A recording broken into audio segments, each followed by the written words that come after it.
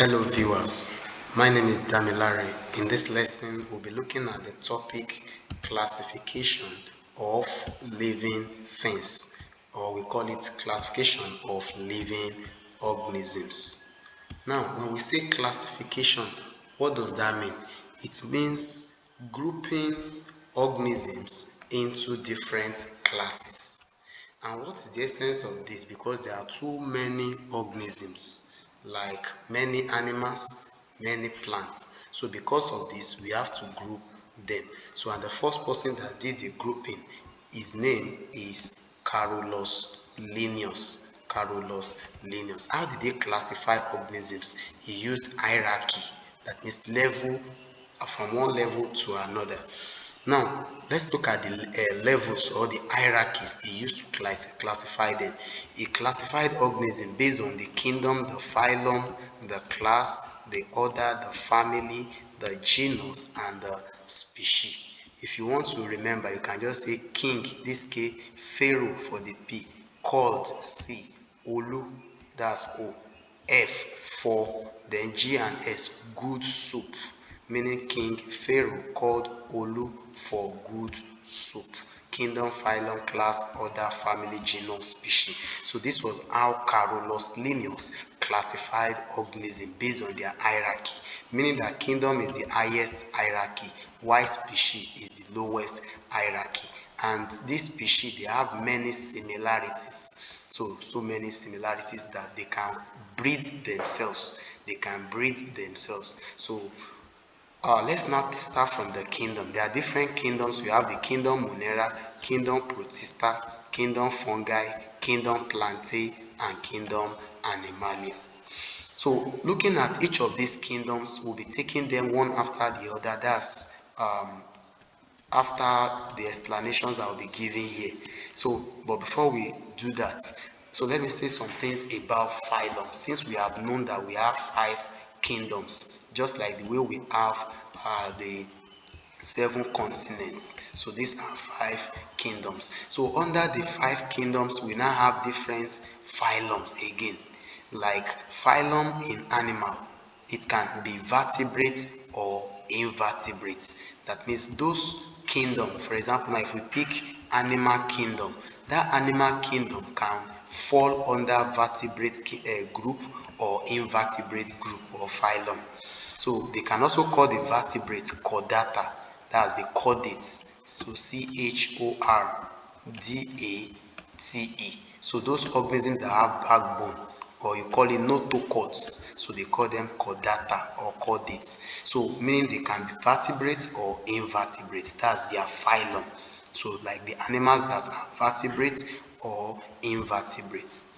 Then these vertebrates here, we'll also talk about it later. That's organisms that have backbone, invertebrate, those ones that do not have backbone. So we'll also talk about them after this particular section. Then that leads us to class. So organisms also, they have class. For example, when you look at the kingdom Animalia, so if the kingdom is Animalia, then the phylum, if it is invertebrates, then the class can either be Insecta, Crustacean, Arachnida, Diplopoda, and so on. That's for those ones that are invertebrates. So they can have these classes. Then apart from that, we still have order. So we still have order. In order, how will you know order? They always use ALES for order.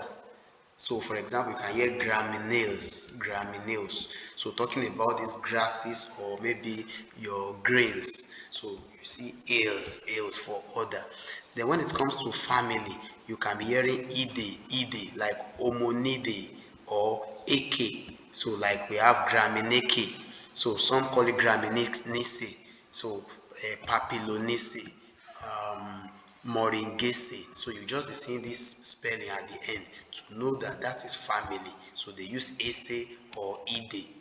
Then genus. This genus and species, they go together to form what we call binomial nomenclature.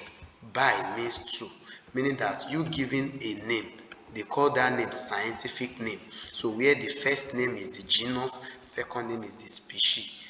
So talking, for example, if you say for rice, you can say oryza. That's Oyza. Then sativa. So meaning the first one stands for the genus, then this second one stands for the species. So talking about the genus and species, they form the scientific name or botanical name. For plants, we use the word botanica for plants because botany is botanical, talking about plants. But for animal, we say scientific name. So these are under binomial nomenclature. So when you hear binomial, they are forming two. Then nomenclature, giving name. So when you are giving name to them. So we have just looked at the different classification that Carolus Linnaeus gave. So how Carolus Linnaeus, how he classified organisms based on their hierarchy. Once again, what are those hierarchy? The first one, kingdom, phylum, class, order, family, genus, and species. That was how he classified them. And the reason is because there are too many organisms. So, and if you want to remember, you say King Pharaoh called Olu for good soup. So that's how he classified them. And the different kingdoms, we have said Monera, Protista, Fungi, Plantae, and Animalia. Now let's proceed.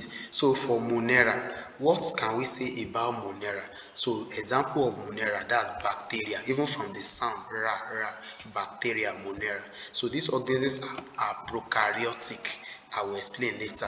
Then Protista, the kingdom Protista, under which we have Protophyta and Protozoa, meaning that Protista can be Protophyta. That phyta is talking about plants, like you can hear Bryophyta, Talophyta, Spermatophyta. So all these are under plants like algae. This algae is an example of protophyta. Then protozoa, from zoa, animal, like zoo. So like euglena is animal like animal, protozoa. So that's what we have under the kingdom Protista. Then that leads us to the third one, which is the kingdom Fungi. So under the kingdom Fungi, we have mushroom, the one that looks like umbrella, so that some people eat this mushroom, the white one. Then we have rhizopus, so it's also a fungus. We have mucor, we have mold, the one that appears on our food. When food gets spoiled, you see mold on it. So they are all fungi. And take note, they are non-chlorophyllous. They don't have chlorophyll because they are not green plants. They are not green plants, so they are non-chlorophyllous. So we have seen the kingdom Monera, we have seen the kingdom Protista, the kingdom Fungi, remaining kingdom Plantae, that's the plant, and also the kingdom Animalia, that's animals. So what can we say about kingdom Plantae? Under the kingdom Plantae, we have three subdivisions: the bryophyte, the talophyte, and the tracheophyte. So you can use T.